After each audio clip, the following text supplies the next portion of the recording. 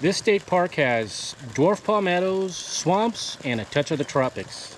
And it's just an hour east of San Antonio, Texas. We're here at Palmetto State Park. I'm Jamie. I'm Linda. And this is Roaming with Rosie.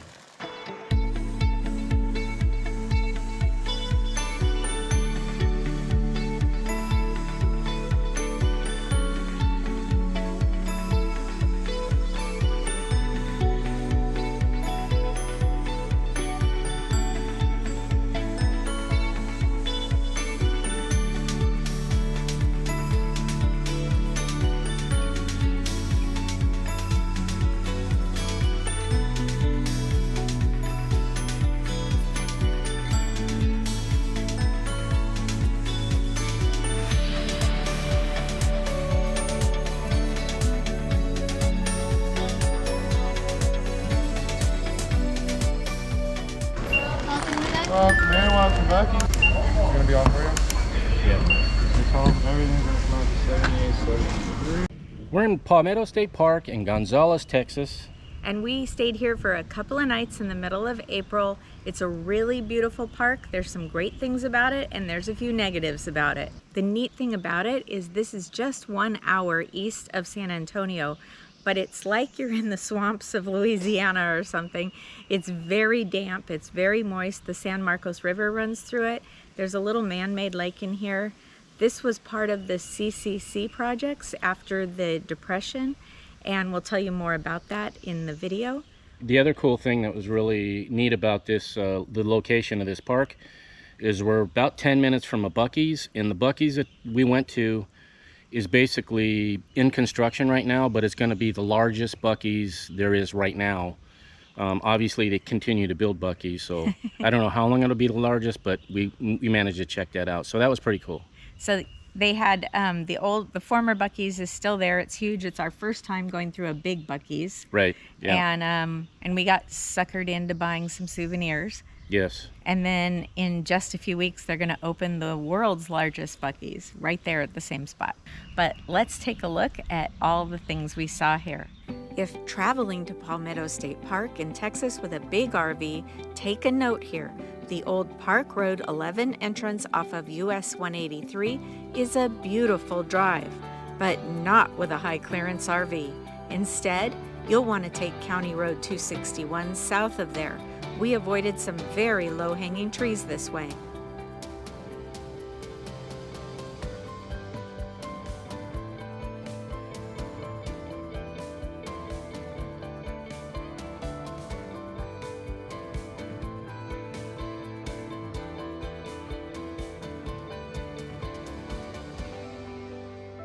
Our campsite was in the Riverbend section with water as well as both 30 and 50 amp electric. Without too much difficulty, Jamie was able to back the RV into space number 5, but barely enough room was left over for the toad. The site itself was roomy, and we scarcely heard anyone else. It seems everyone enjoyed nothing but the sound of nature, so much that I found myself speaking softly whenever we were outside the motorhome.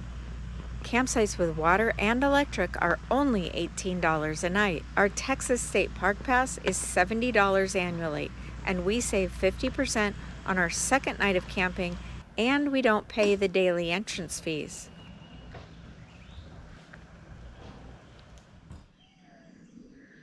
So we've been to a lot of these Texas state parks now, and a lot of them have these beautiful refectories in them. We just saw one at Bastrop State Park near Austin. We were up there for the eclipse, but they were all built right after the Depression. So Franklin Delano Roosevelt dreamed up the Civilian Conservation Corps and employed people to build all these beautiful things across the country. Texas built several state parks.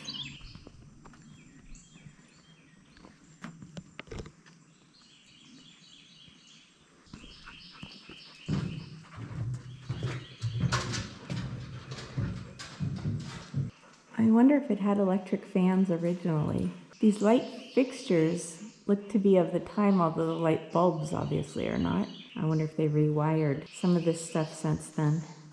There's another picnic table here.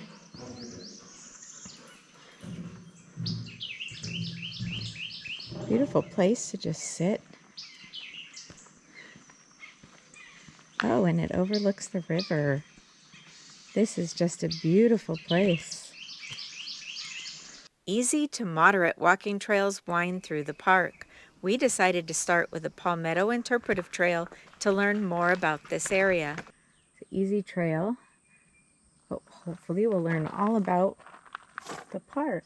And there are many snakes here, but no alligators. Do you like that? No alligators. That's a good thing.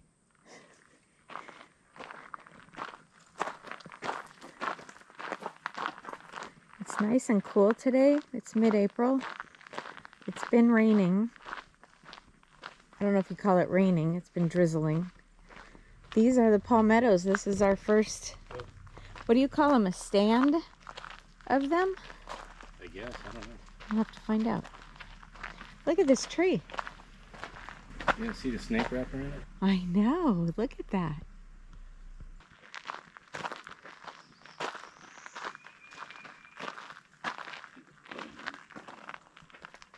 So these palmettos, these little tiny palm trees, they've been here for about 10,000 years. I don't know that that means each tree has, but they've existed here. And look at, there's all those vines. So these are called rattan vines that are shooting up and over and climbing up the trees.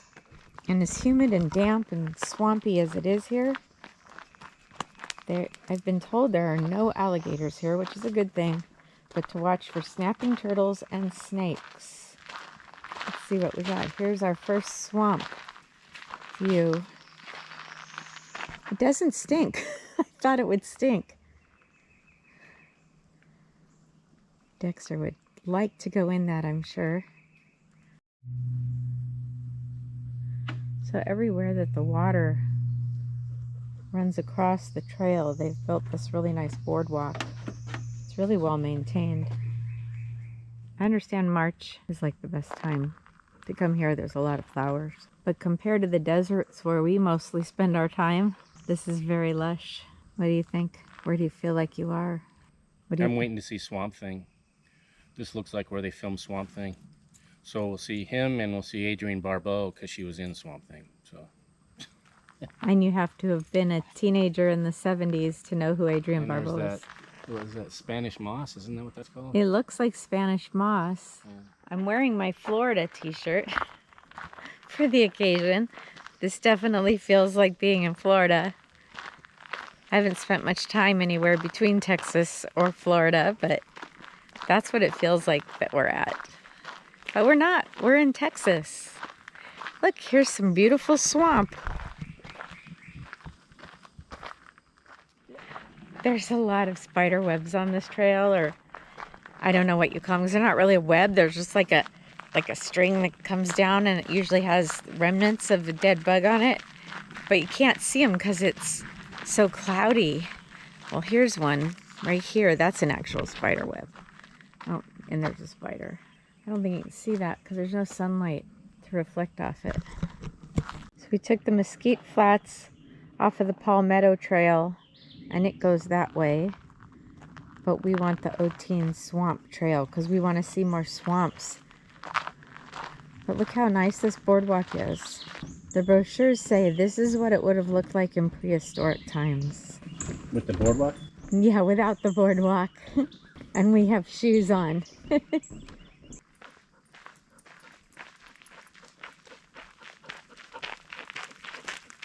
Wow, look at that guy. It's chasing you. It's an attack beetle. It's gonna get you. Oh, here it is.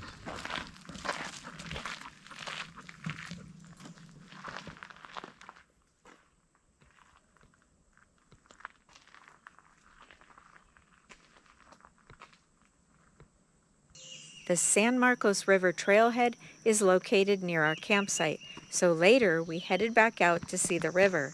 And we encountered a few more of the creatures that live here. So we are right here. And there's Rosie right there. Not really. And we're going to do this trail, San Marcos River, 1¼ miles. I don't think we're going to go off of it. I think we're going to take it all the way around. And there's said to be snakes here. My favorite thing. So if you get the EBGBs at even the thought of bugs, this probably is not a park for you. As we walk on this trail, there's things touching our arms. I don't know if they're spider things or what. You can't really see them, or at least I can't. Very damp, lots of crawling caterpillars. We're supposed to watch for snakes on this trail. I'm a little bit out of my element here. Ooh, it's like a caterpillar freeway. And there's the San Marcos River. Kind of murky. They're demolishing this bush. Okay, I'm not taking my eyes off the ground. Just saw our first snake. I'm not sure yet what kind he was. I'll have to look it up and I'll put it here. But yeah, our first snake. Luckily he wasn't in the middle of the trail. Ooh, I'm glad I saw that. Looks just like a stick, huh? Right in front of me. What? There's a worm hanging. Maybe that's his. Maybe it's the worms that are making these things. It's like, you know, the silk. Maybe. Like that they wind up. I don't know. That is really, it's going up. So the canebrake spur goes off of the San Marcos River Trail. The canebrake spur, named after the canebrake rattlesnake that's in the area. They just named the trail after it. It's not supposed to be more snakes there or anything. So this has been extinct since the 1970s, but basically there was deep water that went way down that was heated, and then it boiled up to the surface. Definitely don't want to go anywhere near or inside that. It's really gross. It's also really interesting. We checked out the non-electric smaller campsites near the 4-acre Oxbow Lake. These sites have water and range in driveway length from 15 to 35 feet.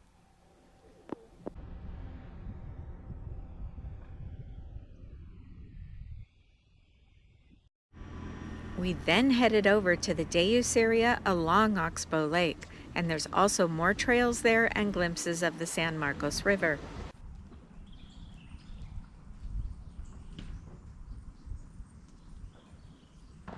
So you can play in the water here in this lake.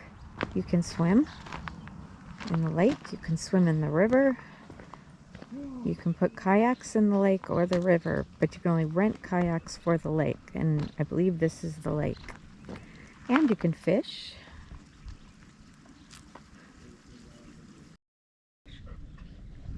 I hope it doesn't jump. So I think that's the flower, as pretty as it is. They're called bastard cabbage because it's taking over. So you can swim in this lake if you want. You can rent kayaks or bring your own.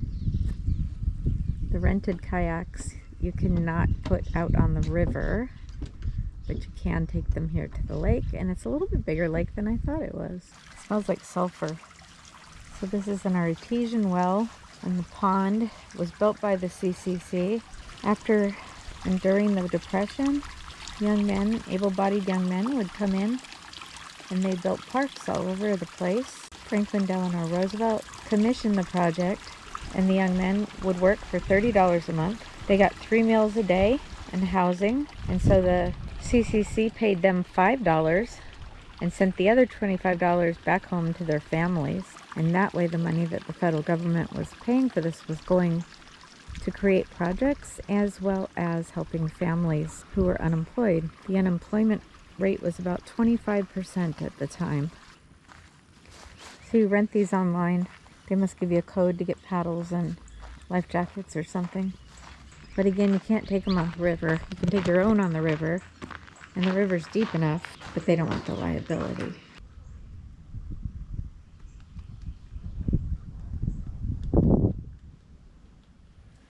So yesterday we took part of the Palmetto Interpretive Trail, but we cut into the swamp trail, so we missed this water tower.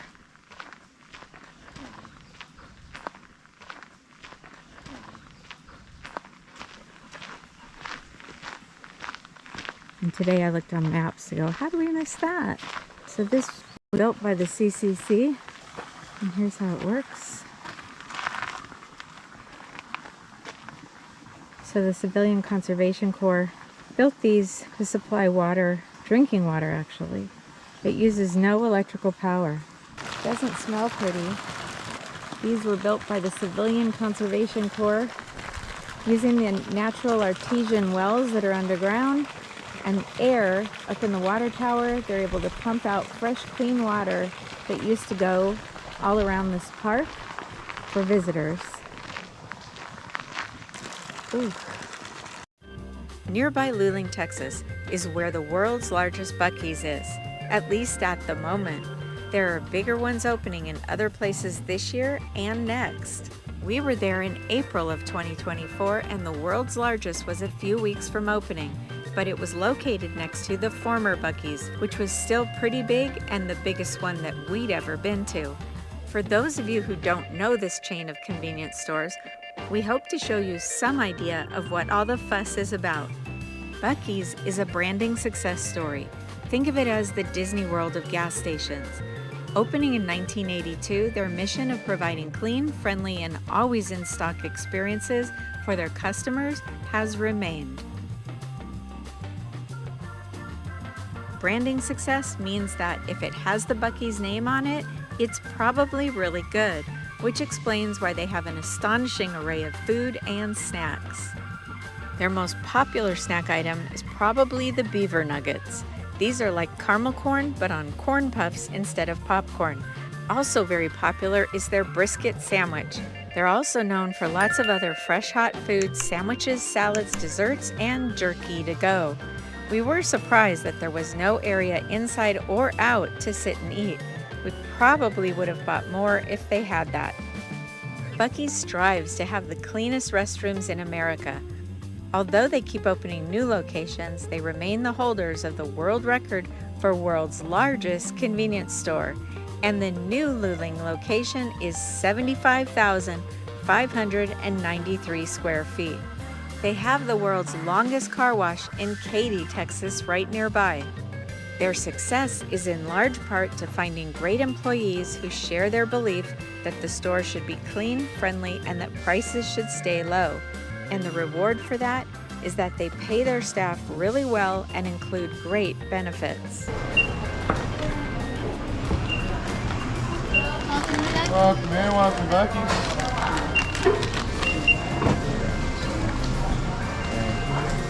Gonna be on for you?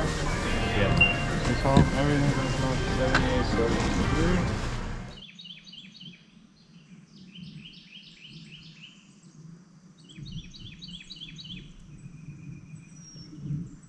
April, it's a really beautiful park. There's some great things about it, and there's a few negatives about it. Jamie, what do you think was the negatives? The negatives are, well, some of the road stuff needs to be repaired. There's a couple areas where there's some large dips. And then there was another thing where the pavement is actually lifting up. So those things could be repaired and make it easier, especially for larger rigs like ours. This park does flood occasionally. They say that they be prepared to evacuate with ample notice. I'm not sure what that is. So what are some good things about the park that we really liked? Well, one thing is all the trails are marked really well, and they maintain them quite a bit. It's not just grass and dirt. They actually put stuff down.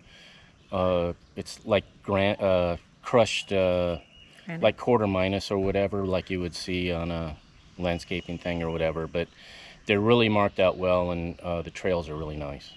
And along those trails, we did see some wildlife. We saw a snake. I don't like snakes. We saw lizards. I don't like lizards. We saw a deer. Yes. I think of a little white-tailed deer. And we just saw it flash by, so I didn't get it on video. The trails are fairly easy, all of them. There's several short trails with lots of little signs telling you what the plants are, telling you the history of something. So that part is really cool.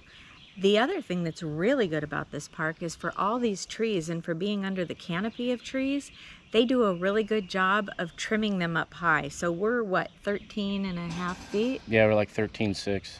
And so for the most part, other than a few little tiny things, they really maintain it. Now, I don't know if it's like that all the time, but it's like that while we were here. So we didn't have to worry about clearing the canopy, coming in, or parking. But the negative about having all the trees, You can't use Starlink. yeah, Yeah, there's just no way you're going to use Starlink. The way the trees are covering, there's just no way. There's no clear spot to actually set Starlink up at. So we chose an electric spot. Was it full hookup or just electric and water? electric and water. That was a good thing because for the humidity, we needed the air conditioning running the entire time. Because also with those trees, your solar is not going to do anything at all. Thanks for hanging out till the end. And if you enjoyed this episode, go ahead and give that thumbs up a click, because that way it'll help other people find this video. And we'd really love it if you'd share it with your friends and family if you found this video helpful. And if you're not yet a subscriber, make sure and hit that button down below. And ring that bell, because that way you'll be notified every time we upload something. And make sure to leave a comment. That way you could be part of the conversation. Until next time. We'll see ya. See ya.